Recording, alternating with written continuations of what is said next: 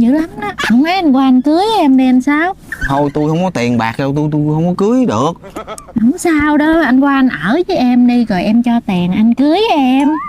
Thôi mà cái gu của tôi không phải là cô, tôi không có thích cô. Chứ cái gu của anh làm sao? Gu tôi phải là gái trẻ này kia vậy đó, tôi không thích già như cô đâu. Em cũng trẻ, em cũng đẹp mà. Thôi đi.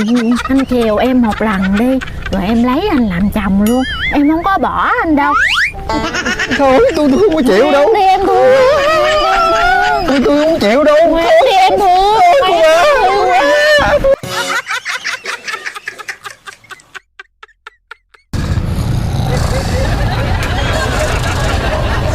Rồi nhà anh không ngủ gà đen ngủ vậy anh sao? Đừng Sao anh sao? lại con của bà, tôi với cô có xứng đâu, đừng đeo đuổi tôi nữa. Sao này chả bị mát hay gì trời? Ai đeo đuổi không?